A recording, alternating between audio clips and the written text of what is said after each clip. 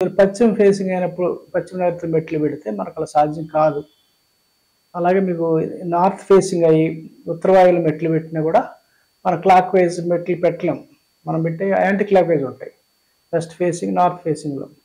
అది ఇక్కడ కూడా మనం క్లాక్ వైజ్ అని పెడితే ఏమవుతుందంటే ఫస్ట్ ల్యాండింగ్ వచ్చేసి ఇంటికి అంటుకుంటుంది. ఇంటికి అంటుకోవడం వల్ల మనకు కొత్త దోషం వచ్చే అవకాశం ఉంది. ఉత్తర వాయువు పెరిగిన దోషం వస్తుంది. ఈ నార్త్ ఫేసింగ్ అయితే, వెస్ట్ ఫేసింగ్ అయితే పశ్చిమ నైరుతి పెరిగిన దోషం వస్తుంది. కాబట్టి ఈ రెండు ఫేసింగ్లకి ఆ ప్రదక్షిణ క్రమం పక్కా పెట్టచ్చు. ఎందుకంటే చిన్న దోషం కంటే పెద్ద దోషం చాలా మనకి ఇబ్బంది పెట్టగలదు. కాబట్టి దీన్ని ఈ ప్రదక్షిణ క్రమం ఆ రెండింటి ఫేసింగ్లు వదిలేయచ్చు, నార్త్ ఫేసింగ్ అండ్ వెస్ట్ ఫేసింగ్లో. మిగిలిన వాటిలో ఎలాగో వస్తాయి. తర్వాత బేస్ సంఖ్య మెట్లు అన్నారు.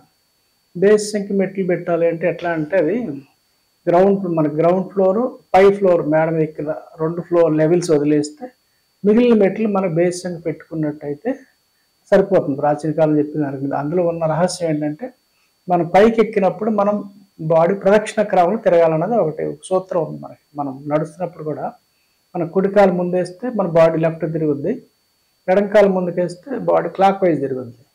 కాబట్టి మనకి బేస్ సంఖ్య మెట్లు మనం పెట్టినట్టయితే లాస్ట్ మెట్టు మీద వచ్చేసరికి బాడీ మన శరీరం క్లాక్ వైజ్ మూవ్ అవ్వడానికి అవకాశం ఉంది.